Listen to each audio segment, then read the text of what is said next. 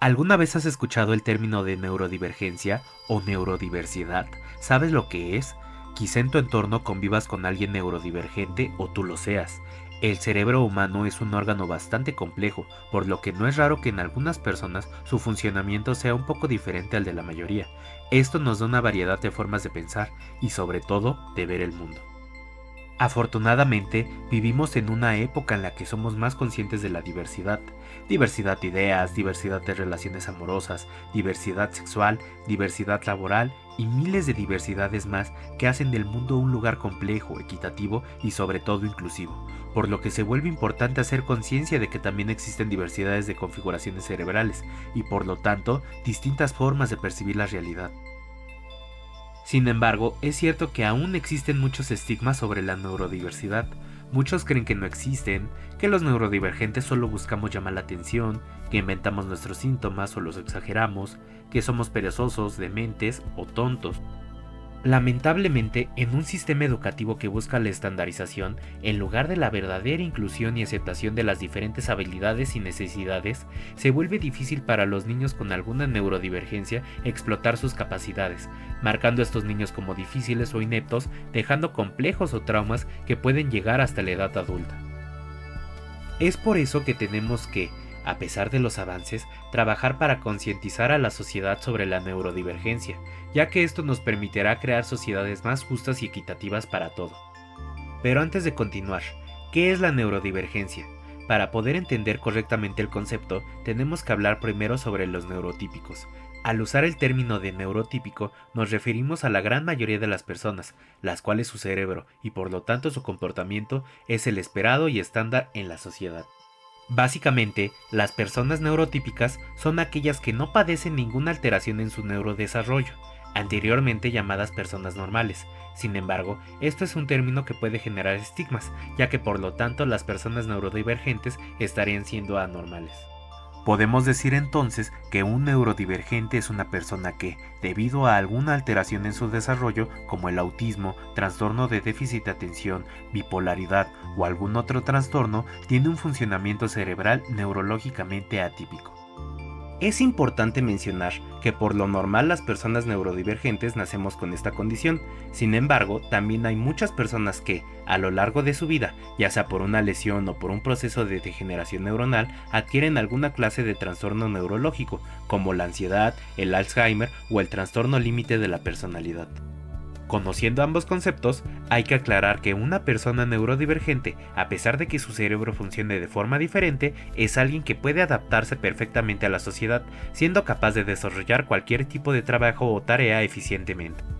Si hiciéramos una analogía, podríamos decir que la mayoría de los cerebros corren con un sistema Windows y un pequeño porcentaje de cerebros neurodivergentes corren con Mac OS, siendo ambos sistemas, a pesar de sus diferencias, totalmente funcionales y capaces de realizar, quizá de diferente manera, las mismas funciones.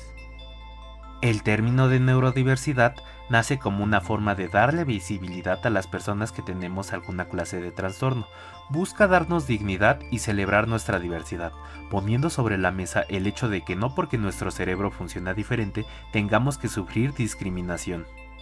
Este término nace en el año de 1988, cuando la socióloga y activista Judy Singer lo incluyó en su tesis de grado. En palabras del activista, esta idea nace para equilibrar el modelo médico con un modelo social que enmarca la discapacidad en el contexto de las intersecciones de clase, género, estatus socioeconómico, discapacidad y edad.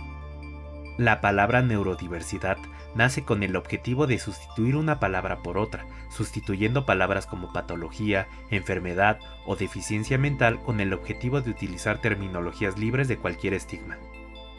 El concepto de neurodiversidad nace como un movimiento que no busca encasillar a las personas neurodivergentes, sino crear conciencia de ellas, para que, de esta forma, en diferentes núcleos sociales, partiendo desde la familia y continuando con las instituciones educativas y laborales, se pueda eliminar la discriminación y generar ambientes donde todos se puedan desarrollar equitativamente.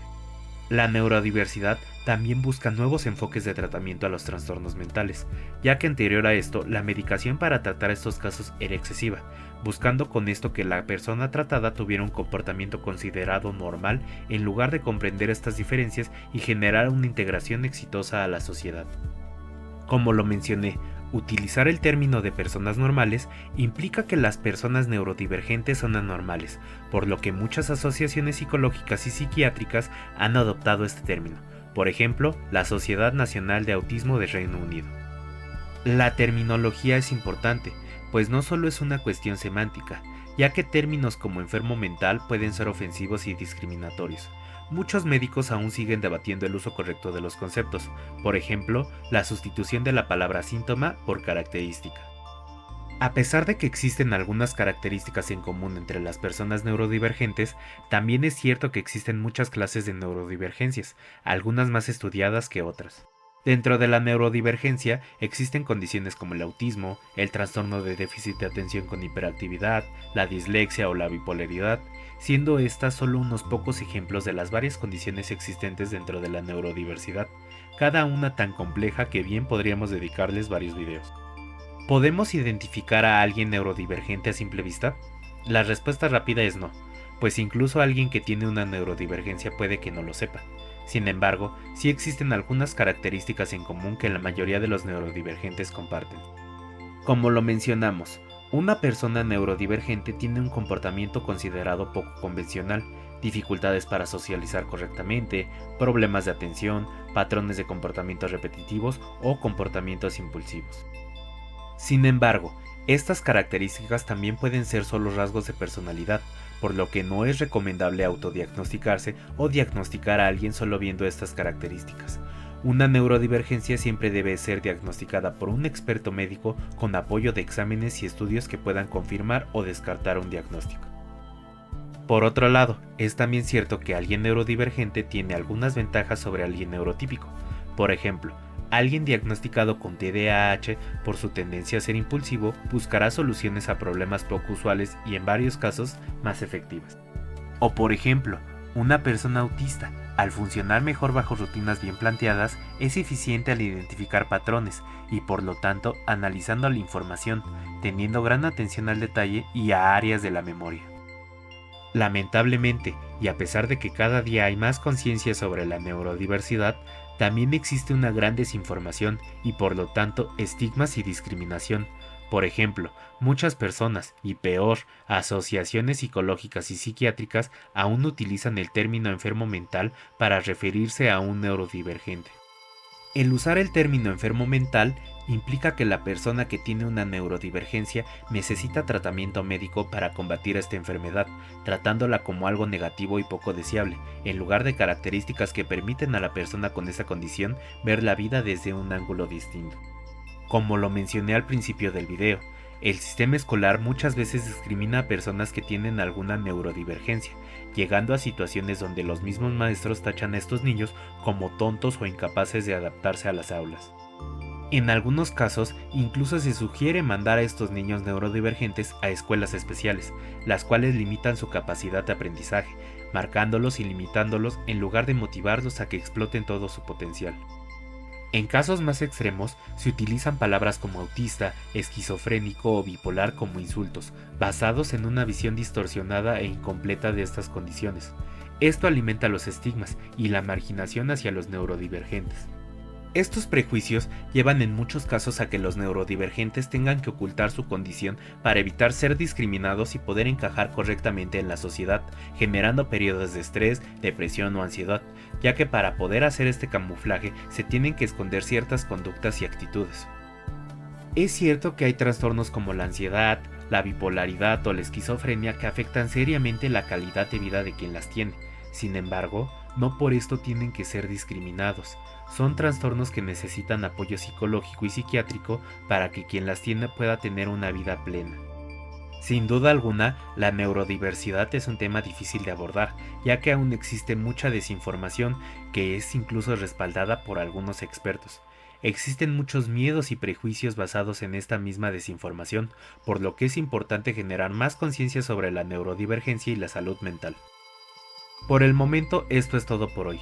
En la descripción del video dejo algunos links por si quieres profundizar en el tema. También dejo algunos links donde puedes recibir atención psicológica gratuita o a bajo costo por si tú o alguien que conoces la necesita. Cuéntame, ¿habías oído sobre los neurodivergentes? ¿Crees que es importante una adecuada inclusión? Puedes dejarme tu respuesta en los comentarios. Cualquier aporte adicional es siempre bienvenido. Muchas gracias por llegar hasta esta parte del video. Si te gustó, me ayudarías mucho dándole like, suscribiéndote y compartiéndolo. Mi nombre es Andrés y escuchaste un episodio más de La Nota Perdida.